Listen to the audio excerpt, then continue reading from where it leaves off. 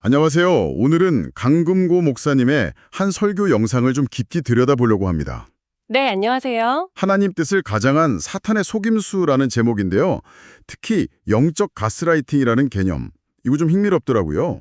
아, 네. 영적 가스라이팅. 요즘 많이 이야기되는 개념이기도 한데, 신앙 안에서 이게 어떻게 나타나는지 살펴보는 게 중요하죠. 맞아요.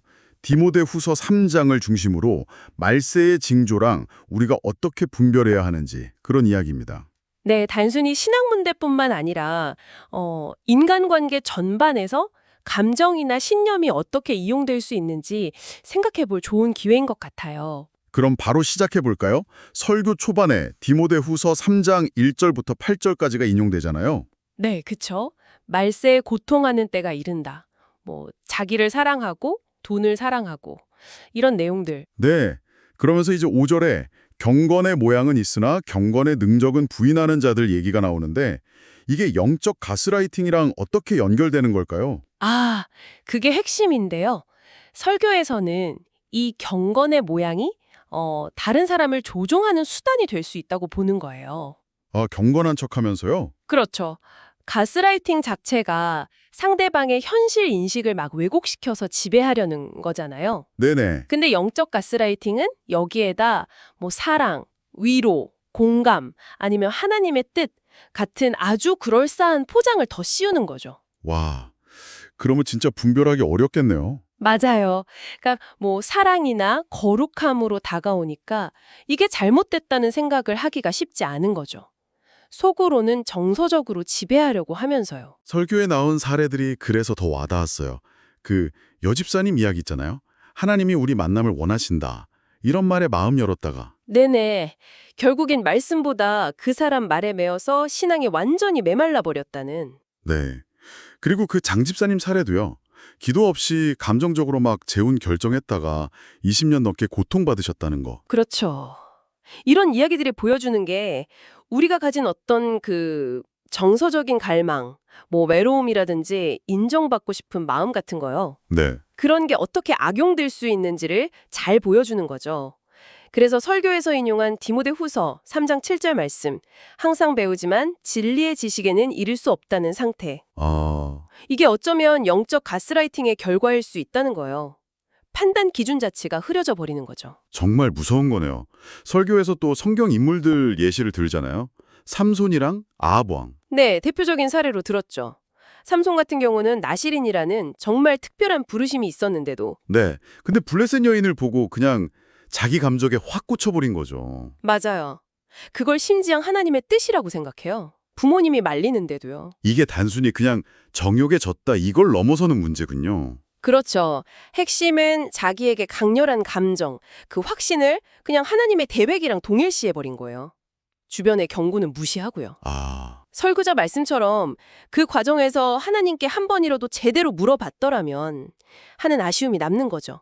기도가 빠진 결정. 아합 왕은 또 다른 케이스인데 이건 뭐 명백한 탐욕이었잖아요. 나봇의 포도원. 네, 이건 개인적인 욕심이 권력과 결합했을 때 얼마나 위험해지는지를 보여주는 거죠. 나는 왕이니까 이 정도는 괜찮겠지?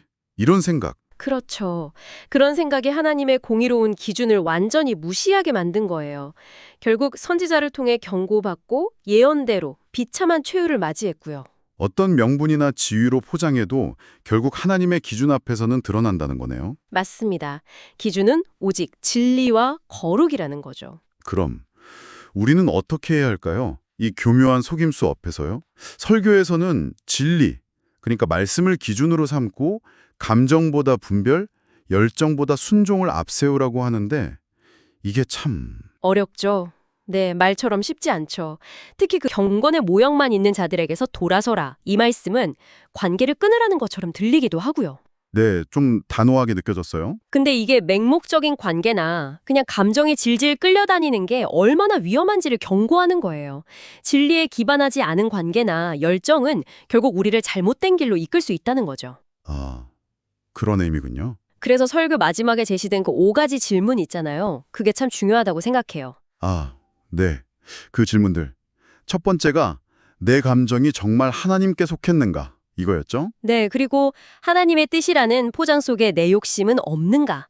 이 관계가 혹시 경건의 모양만 만들고 있지는 않은가? 진리 안에서 거룩함을 추구하고 있는가? 그리고 마지막으로 이 말씀이 경고라면 즉각 돌이킬 수 있는가? 이거죠. 이 질문들 정말 깊이 생각해 봐야 할 것 같아요. 네, 이게 단순한 체크리스트가 아니라 우리의 동기나 관계를 정말 정직하게 진리 앞에 딱 세워보는 용기를 요구하는 질문들이에요.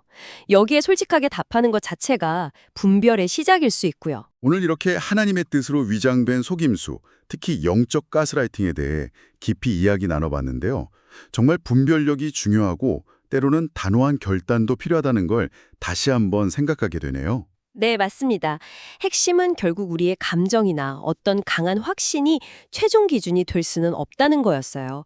변하지 않는 진리, 즉 말씀에 뿌리를 둔 분별력, 그리고 그 분별에 따라서 때로는 돌아서는 용기 있는 순종이 필요하다는 강력한 메시지였습니다. 네, 아는 것에서 그치지 않고 정말 삶으로 살아내는 게 중요하겠네요. 그렇죠. 여러분은 어떠신가요? 혹시 여러분의 삶에서 어떤 강렬한 감정이나 아니면 좀 특별해 보이는 관계 때문에 진리의 기준이 좀 흔들렸던 경험은 없으신가요? 오늘 저희가 나눈 이야기가 여러분의 영적 여정에서 건강한 분별력을 세우는 데 작은 도움이 되었으면 좋겠습니다. 한번 스스로에게 질문을 던져보시면 어떨까요? 지금 나를 이끄는 가장 강력한 힘은 과연 무엇일까? 내 감정일까? 아니면 진리일까? 하고요.